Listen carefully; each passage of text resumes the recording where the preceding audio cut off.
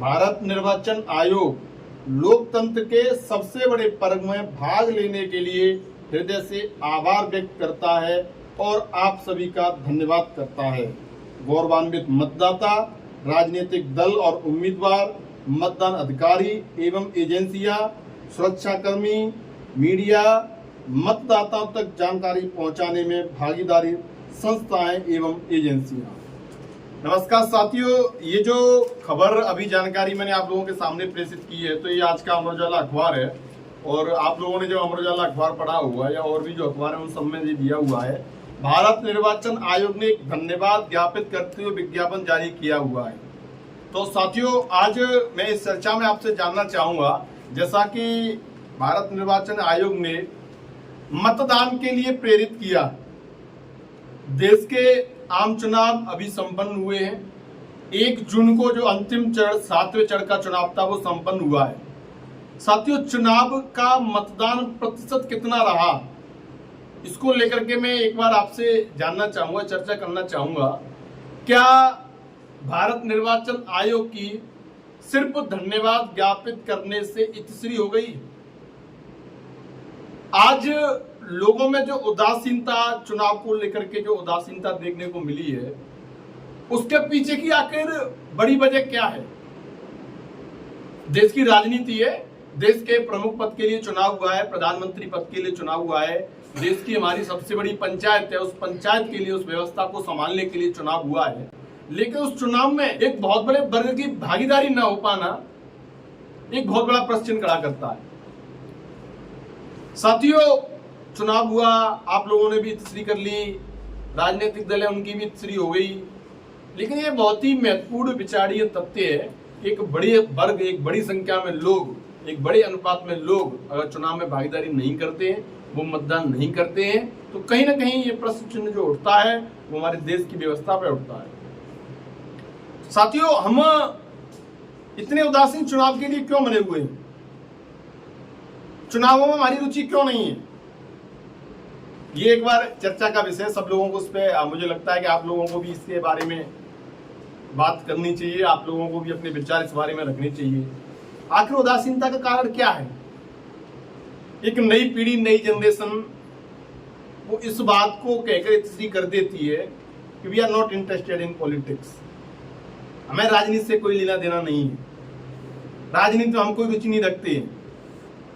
क्या हो रहा है, देश की सब सरकारें, बहुत से लोग कहते हैं अरे सब ऐसे ही होते हैं, चाहे जिसको वोट कर दो, जिसकी भी सरकार बना दो, सब एक जैसे होते हैं, सब भ्रष्ट होते हैं, सब बेईमान होते हैं। तो ऐसा जो नैरेटिव माइंडसेट बना हुआ है लोगों का, वो किस वजह से है? भाई, जब आपने ये कह दिया सब एक जैसे होते हैं, सब भ्रष्ट होते हैं, सबको आपने बेईमान बना दिया, सबके लिए आप करप्ट बोल रहे हैं, तो ये करप्शन कैसे खत्म होगा?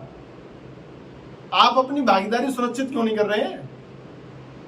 दूसरे पर उंगली उठाने से पहले आप अपने गिरेबान में क्यों नहीं झांक रहे हैं? आप भी तो कहीं ना कहीं इस चीज के लिए दोषी हैं। जो मतदान आपका जो हक है, स्वस्थ लोकतंत्र प्रणाली हमारे देश में लागू है, दुनिया के सबसे बड़े लोकतांत्रिक देश होने का गौरव हम रखते हैं, और उसी देश की लोकतांत्रिक प्रक्रिया में अगर आप भाग नहीं ले रहे हैं, तो मुझे लगता है सबसे पहले सबसे बड़े गुनहगार आप हैं। सबसे बड़ा बेईमानी का काम, सबसे बड़ा भ्रष्टाचार का काम मुझे लगता है आप कर रहे हैं। कम से कम हम अपने मौलिक अधिकारों, मौलिक कर्तव्यों को तो समझें। हम अगर यही हिम्मत नहीं कर पा रहे हैं कि हमें वोट देना है या नहीं देना है, गलत सही दो व्यक्ति हो सकती है, आजकल नोटा का भी विकल्प जा रहा है, तो कम से कम अपने मत का प्रयोग तो करो।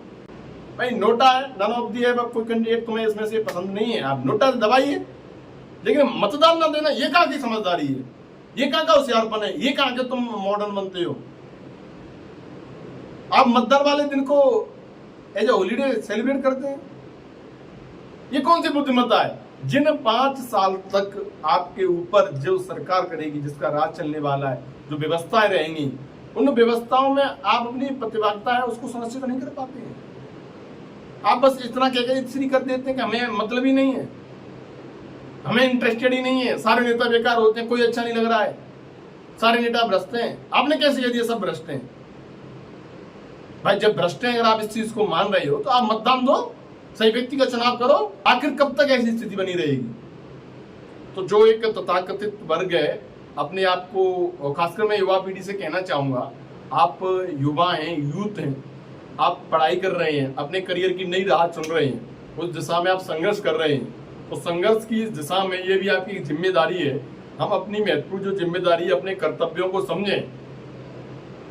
ये देश के लिए एक बहुत ही बड़ा, हम कह सकते हैं, दुर्भाग्य का विषय है कि हमारे देश की लोकतांत्रिक जो प्रक्रिया है, मतदान का जो पर्व है, जिसको महापर्व बोला जाता है, उस पर्व में एक बड़े समुदाय ने, करीब मुझे लगता है 65% मतदान हुआ है इस बार, 65% लोगों ने मत किया है, पूरे देश का ओवरऑल निकालें तो करीब 33% जो वर्ग है, जो लोग, हमारे देश की जनता है, जो मतदाता, उन्होंने मत का प्रयोग ही नहीं किया है। ठीक है, हो सकता है किसी के लिए कुछ इमरजेंसी हो सकती है, कुछ समस्या हो सकती है, कुछ परेशानी हो सकती है, लेकिन बहुत से लोग, परेशानी 2-4% हो सकती है, इमरजेंसी भी 1% हो सकती है। और इमरजेंसी भी साहब काहे की इमरजेंसी? हम इसको अपना महत्वपूर्ण कार्य क्यों नहीं समझते हैं? हमें प्रमुखता दें इसको, कोई इमरजेंसी नहीं है, तमाम समस्या उसको हम इग्नोर करें, मतदान में भाग लें। हम क्यों नहीं ले पा रहे हैं मतदान में भाग? जब तक हम चुनाव नहीं करेंगे, अपने वोट का जो हमारा राइट है, अपने अधिकार है, अधिकार का प्रयोग नहीं करेंगे, तब तक हम कैसे खुद को एक गौरवशाली नागरिक कहने का गर्व रख सकते? अब दूसरे पहलू पर भी मैं आ जाता हूँ। ठीक है, लोकतांत्रिक राष्ट्र है, हर चीज डिजिटलाइजेशन हो रहा है, हर चीज का ऑनलाइन चीजें हो रही हैं, ईवीएम से हमारे देश में चुनाव हो रहे हैं। हालांकि वो बात अलग है कि एक वर्ग है, वो अभी भी पुराने टाइप में बैलेट पेपर से चुनाव की मांग करता आ रहा है।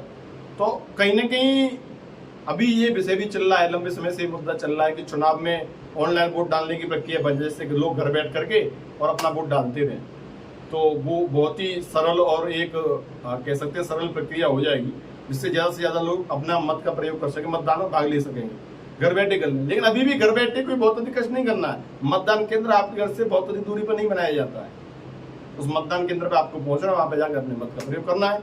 जरा सा काम है, उस काम में भी आप रुचि नहीं ले रहे हैं, और उसके बाद में आप पूछेंगे पॉलिटिशियंस को गाली दे रहे हैं, देश की व्यवस्था को गाली दे रहे हैं, सरकार को गाली दे रहे हैं। तो मुझे नहीं लगता है, जब तक आप मतदान की प्रक्रिया में भाग नहीं लेते हैं, तब तक आपको गाली देने का कोई अधिकार नहीं है।